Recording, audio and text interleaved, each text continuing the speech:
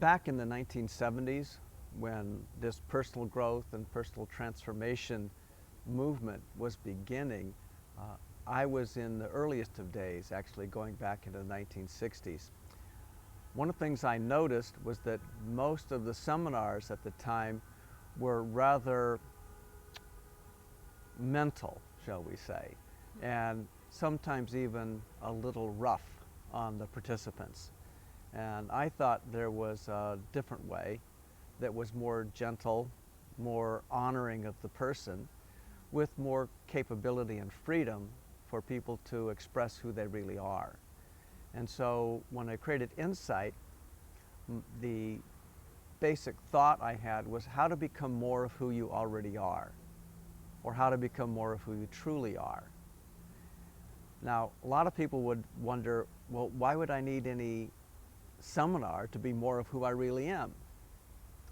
Well, many of us have learned lots of different behaviors over the years, different ways that are supposed to be socially acceptable about who it's okay to be, how is it okay to be, and underneath that, I find there's a lot of people who are settling for life as opposed to creating the life they truly prefer.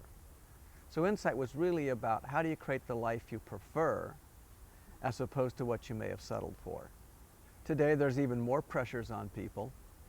There's more demands on our time. We're digitally distracted by all kinds of things. And there's almost a social angst that you feel around the world when you listen to people talking correctly about the problems that we have just as a planet, whether it's global warming, ice shelves falling apart, sea levels rising, air being polluted, water being destroyed. There's a lot of issues that we have just as a planet. And then there's the question of, well, who are the people living that and creating that?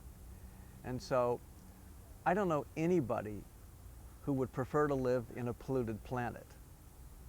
I don't know anybody who would prefer to live in a polluted inner environment.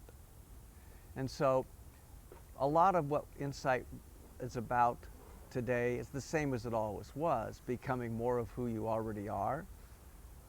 Today's world, we do need to work, and work perhaps even more than ever. And yet, do we have a job to support our life, or is our life to support our job? I think it's more about how do you have a job that supports your life.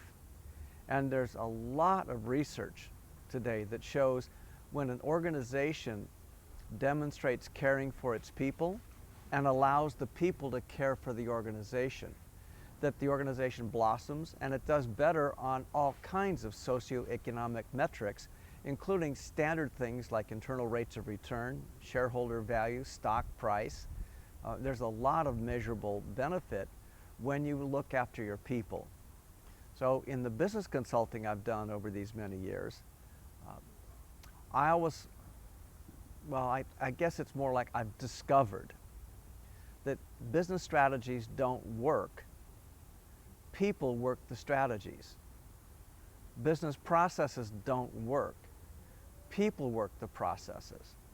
Now, you need a strategy and you need processes, but if you don't have the right people, it falls apart.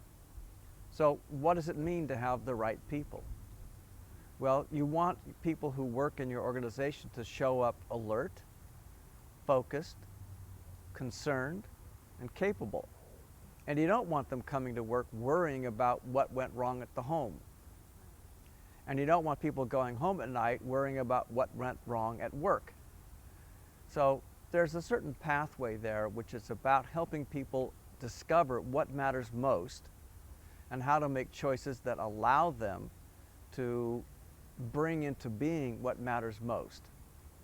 So I like to talk about making a difference that's worth making.